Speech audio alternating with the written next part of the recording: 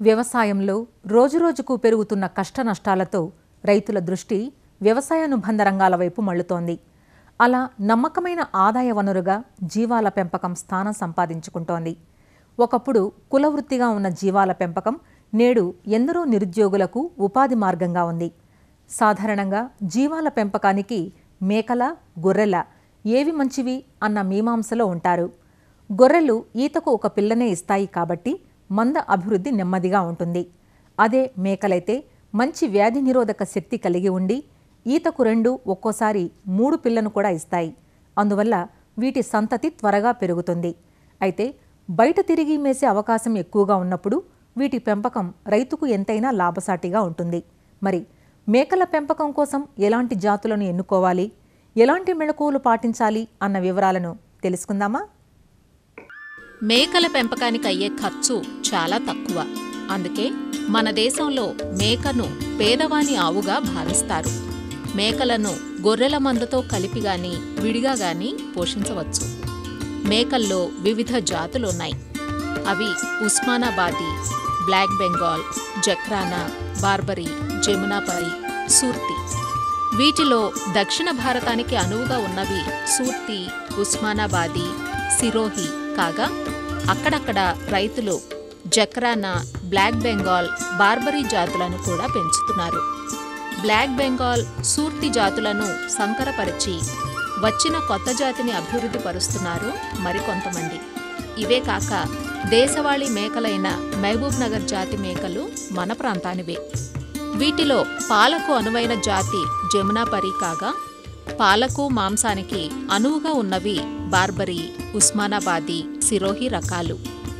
అలానే సైజును బట్టి చూస్తే జమునాపరి, సిరోహి, జక్రానా జాతులు పెద్ద సైజులో ఉంటాయి. ఇవి 55 నుంచి 60 కిలోల వరకు బరువు పెరుగుతాయి. మధ్యస్థ సైజులో ఉండేవి సూర్తి, ఉస్మానాబాదీ కాగా బెంగాల్, బార్బరీ పొట్టి రకపు మేకలు. మేక జాతుల్లో కల్లా ఎత్తైనది జమునాపరి. జమునాపరి జాతి మేకలు ఉత్తరప్రదేశ్లోని మధుర, ఇటావా ప్రాంతాల్లో దొరుకుతాయి.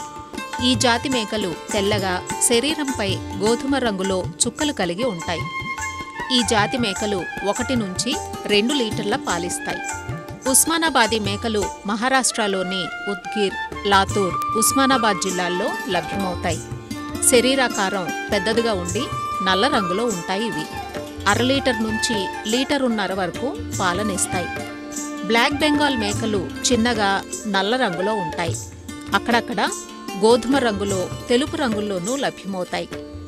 మేకల గృహవసతి కోసం షెడ్ను నిర్మించుకునేటప్పుడు కొంచెం ఎత్తైన ప్రదేశంలో తూర్పు, పడమర దిశల్లో తక్కువ ఖర్చుతో నిర్మించుకోవాలి. 100 మేకల పోషణకు నీటి వసతిని బట్టి 6 నుంచి 8 ఎకరాల భూమి అవసరమవుతుంది. ప్రతి మేకకు షెడ్ లోపల 9 చదరపు అడుగులు, బయట తిరిగేందుకు 18 అడుగుల చొప్పున స్థలం ఉండేలా చూసుకోవాలి. స్థలం పరిమితంగా ఉంటే షెడ్డు పైన మరో అంతస్తు వేసేలా ఏర్పాటు చేసుకోవచ్చు. మేకలను పూర్తిగా బయట తిప్పి మేపడాన్ని ఎక్స్టెన్సివ్ లేదా విస్తృత పద్ధతి అంటారు. పగటిపూట బయట మేపి రాత్రిళ్లు షెడ్లో ఉంచి పెంచే పద్ధతిని సెమీ ఇంటెన్సివ్ లేదా పాక్షిక సాంద్ర పద్ధతి అంటారు. అలా కాక రోజంతా కోళ్ల మాదిరిగా పాకల్లోనే ఉంచి కావలసిన మేపును, నీటిని అందించి పెంచడాన్ని సాంద్ర పద్ధతి అంటారు. మేకలకు పచ్చిక బయళ్లు అందుబాటులో లేనప్పుడు పాక్షిక సాంద్ర లేదా సాంద్ర పద్ధతుల్లో వీటి పెంపకం చేపట్టవచ్చు.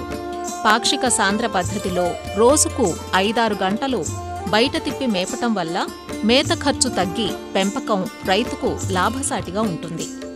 మేకలను కొనే ముందు ప్రతి 30 మేకలకు 1 పొట్టేలు ఉండేలా చూసుకోవాలి. స్థలావకాశం ఉన్న రైతులు మేకల మేత కోసం పశుగ్రాసాలను సాగు చేసుకుంటే ఖర్చులు తగ్గించుకోవచ్చు. షెడ్ నిర్మాణంలో మురుగునీరు పోయేందుకు కాలువలను ఏర్పాటు చేసుకోవాలి. నేలను సిమెంట్ కాంక్రీట్ చేయకూడదు. దాణా, నీటిని చిన్న చిన్న తొట్టెల్లో అందించటం వల్ల ఆరోగ్యమైన ఆహారాన్ని ఇవ్వటమే కాకుండా పాకలు కూడా శుభ్రంగా ఉంటాయి. పాక చుట్టుప్రక్కల ఉన్న స్థలంలో పచ్చిమేతలు పెంచాలి. మేకలు పచ్చిగడ్డితో పాటు ఎక్కువగా చెట్ల ఆకులను, పండ్ల తొక్కలు, కూరగాయ ఆకులను ఇష్టపడతాయి. కాబట్టి పశుగ్రాసాన్నిచ్చే చెట్లైన సుబాబుల్, అవిస, రావి, తుమ్మ, అలనేరేడు, సీమచింత, వేప మొదలైన ఆకులను సమృద్ధిగా ఉపయోగించవచ్చు. వీటితో పాటు ఏకవార్షికాలైన జొన్న, సజ్జ, మొక్కజొన్న, పప్పుజాతి పశుగ్రాసాలైన అలచంద, హెడ్జ్ ల్యూసర్న్, స్టైలో మొదలైన వాటిని పెంచుకోవాలి. పచ్చిమేతలు ఇచ్చేటప్పుడు సుమారుగా 1 కిలో చెట్ల ఆకులు, 1 కిలో కాయజాతి పచ్చిమేతలు, 3 కిలోల ఇతర గ్రాసాలను అందించాలి. ప్రతి మేకపోతుకు ఒక్కొక్క దానికి 300 గ్రాముల చొప్పున మిశ్రమ దాణా ఇవ్వాలి.